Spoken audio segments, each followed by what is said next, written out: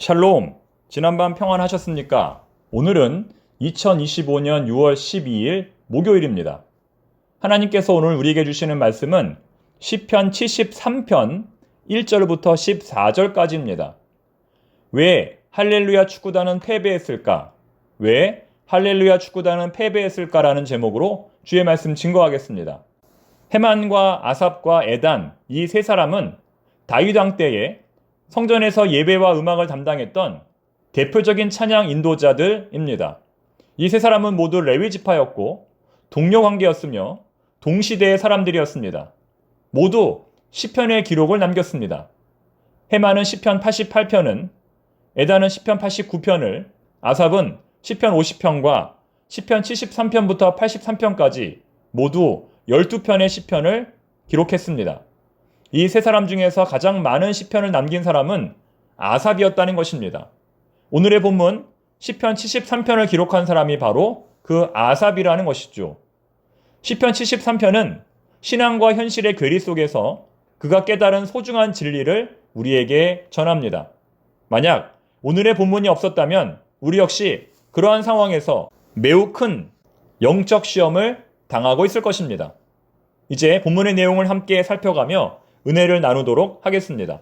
참고로 오늘은 세번역 성경을 인용하여 말씀을 전하겠습니다. 먼저 1절 말씀 읽어보겠습니다. 하나님은 마음이 정직한 사람과 마음이 정결한 사람에게 선을 베푸시는 분이건만. 먼저 1절에서 시인은 자신이 가지고 있는 신앙의 대원칙을 공개합니다. 그것은 하나님께서 마음이 정직한 자와 정결한 자에게 선을 행하신다는 겁니다. 하나님은 마음이 깨끗한 자에게 은혜를 베푸신다는 것입니다. 그러므로 우리는 이 세상에서 살아갈 때에 우리의 외면이 아닌 우리의 내면을 가꾸어야 합니다. 왜냐하면 하나님은 우리의 내면, 우리의 중심을 보시기 때문입니다. 그런데 2절에서 시인은 너무나 큰 충격을 받습니다. 2절, 나는 그 확신을 잃고 넘어질 뻔했구나. 그 믿음을 버리고 미끄러질 뻔했구나. 시인은 자신이 가지고 있었던 그 신앙의 원칙과 현실의 모습이 너무나도 달라 견딜 수 없는 충격을 받게 된 것입니다. 얼마나 그 충격이 컸던지 그는 걸음을 걷기가 어려울 정도이고 온몸이 길바닥에 쓰러질 정도입니다. 즉 그는 그 충격으로 말미암아 그의 존재 자체가 흔들리고 있었던 것입니다. 대체 시인은 어떠한 일을 경험했던 것일까요? 3절에 그 내용이 나옵니다. 3절, 그것은 내가 거만한 자를 시샘하고 악인들이 누리는 평안을 부러워했기 때문이다. 그는 반드시 멸망당해야 할 악인들이 오히려 형통하는 모습을 보았기 때문입니다. 그래서 이러한 충격에 휩싸이게 된 것입니다.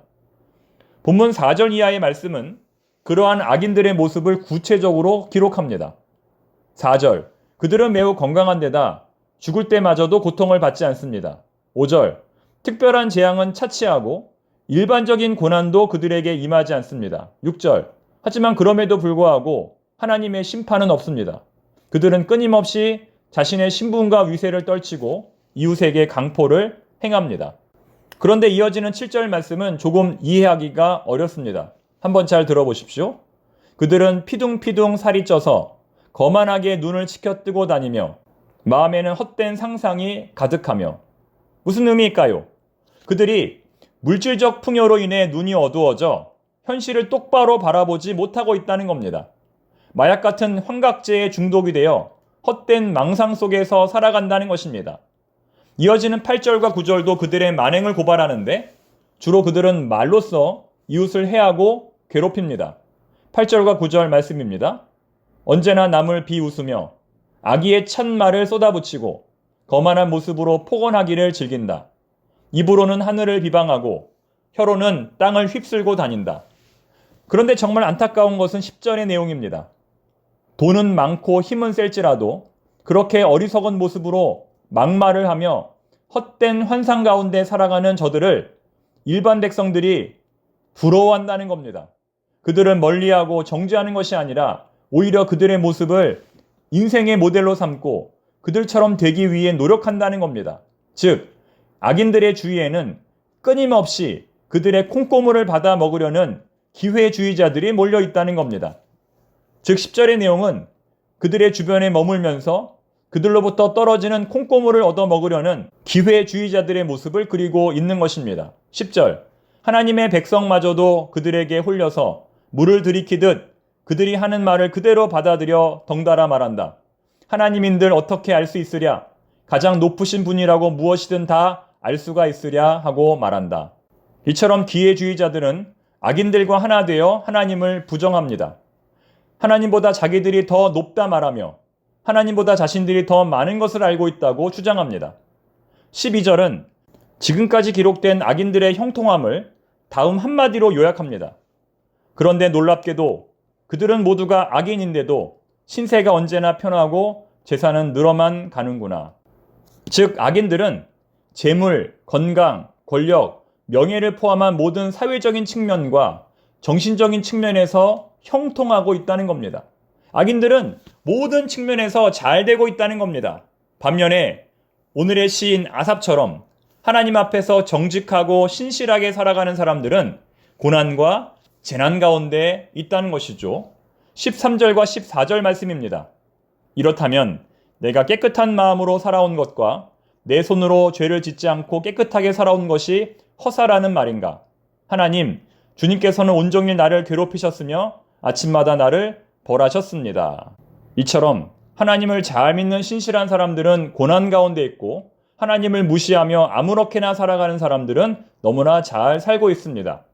이러한 삶의 현실 앞에서 우리는 어떠한 신앙의 자세를 취해야 할까요? 오늘 설교의 제목은 왜 할렐루야 축구단은 패배했을까입니다. 저는 어린 시절 할렐루야라고 하는 이름을 가진 실업 축구팀을 본 적이 있습니다. 유니폼에는 십자가가 그려져 있고 골을 넣을 때마다 기도하는 세리머니를 하였습니다. 아마도 모든 선수들이 기독교인이었던 것 같습니다. 저는 그때 아버지에게 물었습니다. 아버지, 하나님이 도우시니 할렐루야 축구단은 항상 승리만 하겠지? 그러나 아버지 답변은 전혀 달랐습니다. 아무리 할렐루야 축구단이라 할지라도 언제든지 패배할 수 있단다. 저는 그때 그 대답이 잘 이해가 되지 않았습니다. 하나님이 도우시니 항상 승리해야 하는 것 아닌가?